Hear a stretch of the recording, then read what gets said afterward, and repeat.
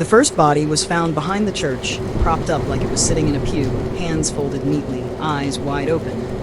There were no wounds, no signs of struggle. Just a carved circle on the forehead, perfectly symmetrical, cleanly etched into the skin. The coroner said the man died of pure cardiac arrest, but there was no medical reason for it. No pre-existing condition, no toxins, nothing. Just a heart that stopped, as if on command. 2 nights later, the second body showed up. Same circle, same posture, same wide, frozen eyes. By the time the third was discovered in the center of a shopping mall, seated on a bench like he was waiting for someone, everyone in town had heard the rumors that it wasn't just some killer, but something else. Something that chose them. People whispered about a curse, a symbol, a string of names. They weren't entirely wrong. My brother Owen was the fourth. He worked night shift security at the University Museum, a job so boring he used to bring crossword books just to stay awake.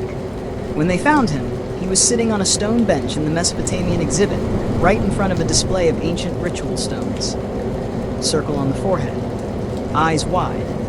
I wasn't allowed to see the body, but I knew. I knew what it meant. I found his notebook the next day. Tucked into the front cover was a slip of paper with a symbol drawn in ink, a circle with a dot in the center. Beneath it, scribbled in his frantic handwriting, was a single phrase. It sees you when you see it. I didn't know what that meant. Not at the time. I do now. Because after I found that note, the dreams started. Always the same. I'm standing in a massive circular room, walls covered in symbols. A hooded figure stands in the center, surrounded by mirrors that reflect nothing. Not even him. He doesn't speak. But I feel the message, burrowed into my mind like a worm. Look. And each night, I look a little longer. At first, I could wake myself up, jerk out of sleep, heart racing. But now I can't. Now I don't wake up until he lets me. I tried to destroy the note, burn it, shred it, toss it into a river. It always comes back.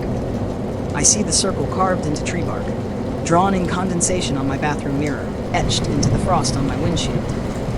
And the list. It's real. It showed up in my mailbox yesterday. Typed on yellowed paper, my name highlighted near the bottom. 10 names total. Owen's was above mine.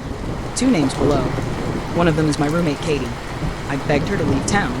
She thought I was losing it. Until this morning, when she walked into the kitchen, pale as a ghost, holding her phone. She got the dream. Saw the man. She described the room exactly. Now she believes me. We made a plan. Stay awake. Take shifts. No sleep. That worked for about 2 days, until the voice started coming through the radio, only you can hear it. Garbled, like 1,000 whispers forming one thought. You already looked. You belong. Katie hasn't slept in 72 hours. She's shaking, muttering to herself. I caught her drawing the circle on her arm in pen, over and over. She didn't even realize she was doing it.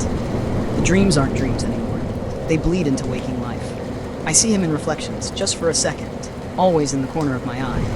I started recording myself while I sleep, just in case. Last night, I watched the footage. At exactly 3:44 a.m., I sat up in bed, eyes wide. I smiled and whispered, 3 more. There are only 3 names left on the list. Katie, me, and 1 more I haven't met. I don't know what happens after the list ends. I just know the circle's getting closer. Every time I blink, it's behind my eyes. So if you're reading this and someone you know starts drawing circles or talks about a hooded man in a room of mirrors, don't look, because once you do, he sees you too.